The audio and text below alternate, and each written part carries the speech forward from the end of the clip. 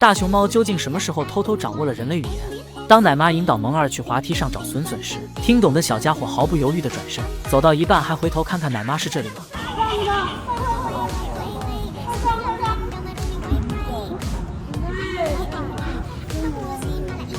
听到游客想看人教板掰竹子，看这根挑个粗的撕一个呗。萌儿扭头仔细挑了根比较好掰的，下一秒直接满足粉丝一一的愿望。主打有求必应，不能让游客白来。当飞云一屁股坐在竹子上面后，奶妈担心个屁股就让他往后面扒了，小家伙就真的起来把竹子弄开了，还听奶妈的话往前坐了坐。果然大熊猫真的能听懂人类语言。这天熊猫汪家盯上了仔仔手里的竹笋，即便小家伙警惕地护在怀里，但在绝对的实力面前还是被抢走了。看到仔仔有些 emo， 游客不由得吐槽：我好会呀！没曾想听懂的汪家直接愣在原地，手里的笋笋瞬间不香了，委屈巴巴的感觉整只熊都要哭出来了。别看金虎呆头呆脑，就以为他只会被萌妹抱走，但其实这小子的脑袋特别好使，奶妈每句话他真的都能听懂。当奶妈问金虎有没有变胖时，这小子直接以沉默逃避，但当奶妈询问他长得帅不帅时，金虎秒回应：我金城虎绝不是浪得虚名。金虎你胖不胖？应该挺胖。金虎你帅不帅？有次花花正在美滋滋吃竹子，突然听到一旁游客吐槽他是个吃货，吃到脖子都看不见了。还在吃，脖子这么别了。听到这句话的花花瞬间觉得手里的竹子都不香了，于是使劲伸长脖子示意游客看好了，熊家是有天鹅颈的。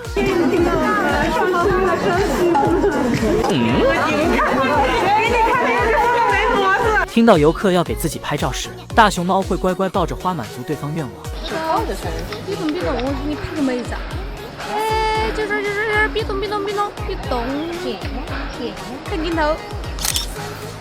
啊，好了，太给面了。不是说好了建国之后不许成精，怎么国宝们一个赛一个的聪明？当正在炫饭的门听到有人内涵自己像猪，小家伙瞬间心态崩了。我前面来就说嘛，你鼻子短像猪一样。有人。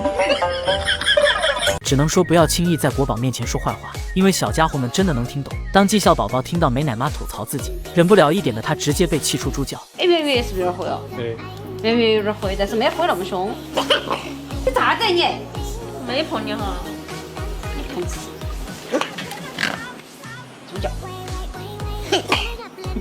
能卖萌，能听懂人话，还能替国家正航母，如此软萌可爱的国宝大熊猫，谁看了能不喜欢？原来于爱才是熊猫界最有种的女熊，有的熊8岁了还是个宝宝，有的熊3岁半了还在喝奶，而爱姐1岁就成了称霸一方的大姐头，叼个小树枝都透露着黑社会的感觉。后来觉得小树枝配不上自己的气质，爱姐干脆叼着竹子到处炸场子，每一步都走出了六亲不认的嚣张。而且爱姐熊生信条是绝不内耗，直接发疯，看到外公收走自己的玩具却又无法阻止，炸毛的爱姐当即冲哥哥于可撒气，就连毫不知情的二顺也被他当成了出气筒。只能说惹我们爱姐就算惹到炸药桶了，不过这对于爱来说只是正常操作罢了，毕竟姐2岁就手握6条鸟命，相较于某位看到小鸟也抓不到的远房花姥姥，我们爱姐下手主打一个稳准狠。这天李奶妈发现于爱独自在角落待了很久，秉承着孩子静悄悄必定在作妖的原则，奶妈悄咪咪走过去一把将她薅了起来，当场从于爱坐着的地方捡起了一只死鸟。只能说好一个朋友不大入口即化。虽然于爱被奶妈在案发现场当场指认，小家伙毫不心虚，反倒不满地表示：我可不是娇滴滴的奶熊，有的是力气和手段。前不久可爱兄妹刚过完2岁生日，正是上蹿下跳玩的正欢的年纪。爱姐玩吊桥时不小心被木板卡住头，小家伙双手抓着木板两侧使劲拔脑袋，像极了古代范式后发配边疆的样子。而这已经不是爱姐第一次被卡头了。只见倒在地上的叮当猫发出杀猪般的叫声，李奶妈慌慌张张地跑过来查看灵异事件，结果翻开玩具，爱姐水灵灵地露了出来，隔着屏幕都能感受到奶妈有多无语。随后奶妈开始着手熊解救计划，本想把于爱塞回去，可爱姐却想把头伸出来，然后一个拼命往里塞，一个死命往外钻。事实证明，熊孩子都喜欢妈妈往东，他往西。忙活半天，李奶妈率先败下阵来，干脆把叮当猫立起来，让他自己往外钻。我们爱姐这才终于重获自由。自从成了虫洞的2馆长，于爱就主动承担起了园区安保工作，巡视领地时还打起了用井盖逃亡的主意。只见他先是用手扒拉，接着用脑袋顶，一顿操作猛如虎，亲哥看了也发怵。于爱没有理会逃跑的于可，对着下面黑黝黝的洞口就要高歌一曲：再见了妈妈，今晚我就要远航。只是还没等我们爱姐一跃而下，惊慌失措的外公就3步并2步飞奔而来，把井盖盖好后还用脚踩得结结实实。只能说爱姐撬的不是井盖，是馆长天灵盖。而如此霸道的2馆长，网友们爱吗？难怪国宝大熊猫都有黑眼圈，原来他们私下都是熬夜战神。这天夜深雄静潘旺却失眠了，只好打着手电筒翻来覆去的变换姿势，只可惜还是没有找到半分睡意。而看见对面的仔仔睡得十分香甜，潘旺不满的哼哼叫，想让他陪自己熬夜。被吵醒的仔仔被迫打开手电筒，您的旺仔已上线，咋了吗？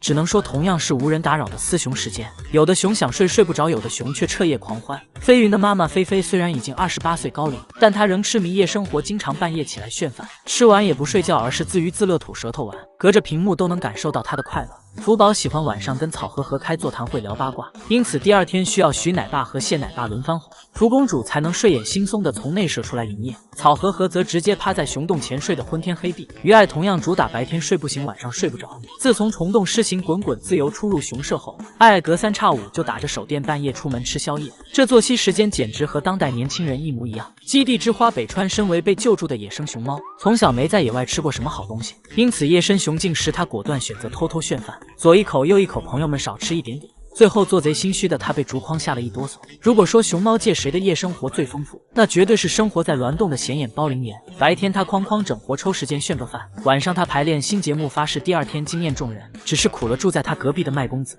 每天都被叮铃哐啷的声音吵得无法入眠。其他小熊的黑眼圈不一定是真的，而麦麦的黑眼圈一定是真的。为了报复灵岩，他果断加入熬夜小分队，不是个滋滋啃木头，就是噼里啪啦吃竹子，主打的就是一个互相伤害。虽然熊猫宝宝需要更多的睡眠时间，但出生在大鹅的小乌拉却是熬夜小能手。丁丁妈都已经困得手电筒一闪一闪的，小乌拉却活力满满，还想让老妈陪她蹦。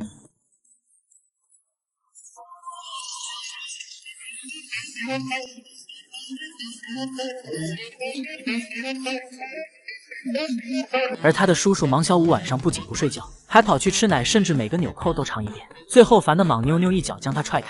不得不说，熊猫的夜生活还真是丰富多彩。这失去左手仍蹦蹦跳跳的小熊就是北霞，它不是天生残疾，而是被北川妈妈划伤手臂，为防止感染发炎，只能被迫截肢，从此成为了熊猫界坚强勇敢的小杨过。基地担心北川妈妈再次误伤孩子，于是把北霞和双胞胎哥哥北辰分别交由不同的干妈照顾。北霞与季丽既然母子俩生活在一起，尽管早就知道北霞不是亲生孩子，但季丽不仅没有排斥身体残缺的她，甚至把所有的温柔都给了小北霞。当初北霞第一次出外场有些紧张，独自躲在离游客最远的木架上，季丽妈妈发现后就主动爬上去找她，结果北霞还是被吓得发出狗叫。季丽妈妈赶紧把小家伙护在怀里，像人类吸猫一样疯狂亲吻北霞。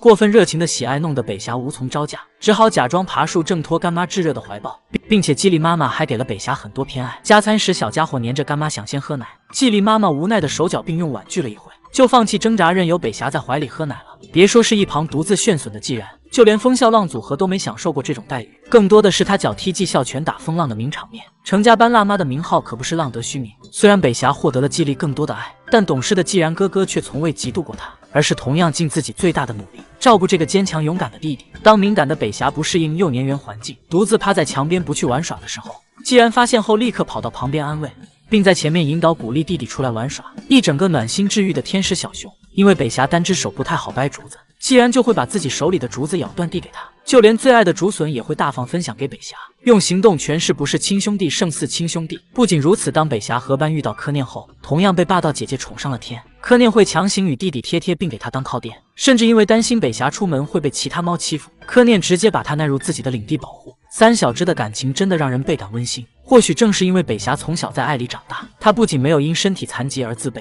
还在爬树艰难的时候很乐观的练习，如今比成都熊猫基地名誉局长还要厉害。只能说北霞就是熊猫界励志典范吧。而如此可爱的小熊，你爱了吗？